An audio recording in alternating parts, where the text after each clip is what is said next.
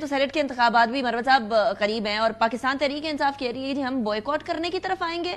یہ پارٹی جو بوائیکاٹ سندھ کے اندر سینیٹرز کر رہی ہے, از دس دا رائٹ سٹیپ آپ کی نظر میں؟ بیکاز پارٹی کے اندر بھی بہت ساری مختلف آراء پائی جا رہی ہیں آج کل مختلف معاملات کے اوپر, وچ از ویری اسٹرینج. وہ پارٹی کے اندر بات ہونے کی بجائے میڈیا کے اوپر جنرلی بات ہو رہی ہوتی ہے اس حوالے سے.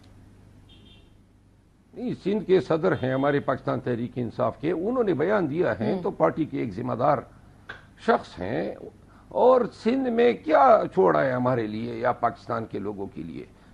پوری اربن سندھ جو ہیں وہ تمام سیٹیں ہم جیتے ہیں. جو ایم کیو ایم کو دی گئی 17 سیٹیں اور جو صوبائی سیٹیں نشستیں 40 کی لگ بھگ صرف کراچی کی, وہ سب ہم سے چھین لی ہے فارم 47 پہ.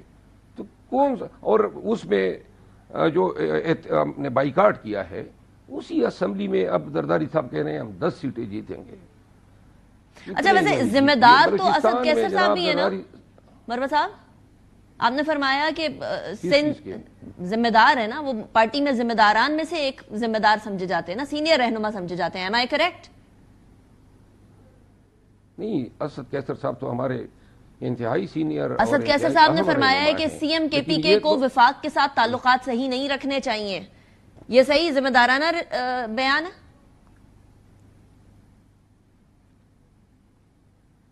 گزارش یہ ہے کہ 2 تصویریں گردش کر رہی ہے. محسن نقوی صاحب گئے ہیں وزیر اعلیٰ کے گھر اور وہ تصویر آئی ہے کہ وہ بغلگیر ہو رہے ہیں. اسی محسن نقوی کے دور میں اور انہوں نے اسی علی امین خان کو پولیس کے ذریعے اغوا کرایا, ان کے ناخن اکھڑوائے, اس کے گردن پہ کرنٹ لگوائے, ان کو 38 گھنٹے جو ہیں ہتکڑیاں ان کی گردن سے لے کے پاؤں تک جو ہیں ڈالی گئی تھی, اور یہ محسن نقوی صاحب کی ایما پہ ہوا تھا. لیکن وہ پٹھان ہے, اس کے گھر میں آیا تو وہ نکلا ہے اور اس کو ریسیو کیا ہے. اور یہی ہمارے ویلیوز ہے, ہمارے ایتھکس ہیں, اس کو ہم خرابی نہیں گردانتے ہیں. جو اسد کیسر صاحب نے بات کی ہے, میں یہ سمجھتا ہوں کہ اسد کیسر صاحب ہمارے انتہائی معتبر اور ہمارے سینئر ہیں.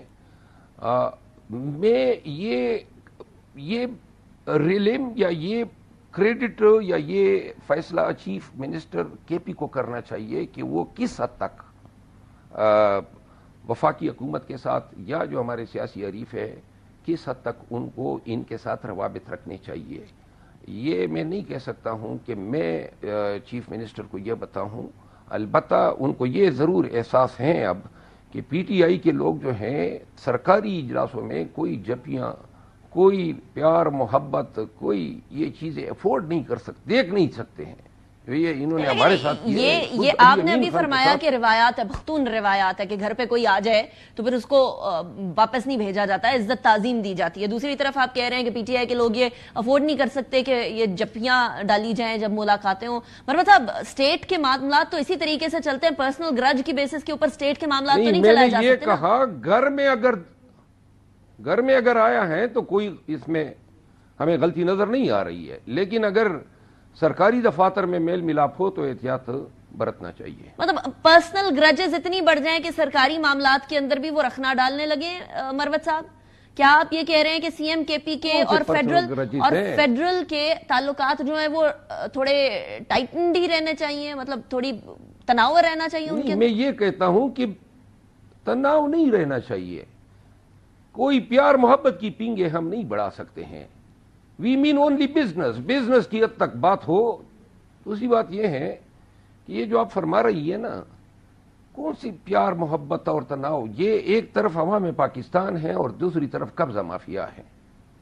یہ جو ان کو بٹھایا ہوا ہے صدر اور وزیر اعظم اور یہ گورنر, یہ سارے لوگ کہاں سے آ گئے؟ ٹھیک ہے, یہ تو اجنبی ہیں ایوانوں میں.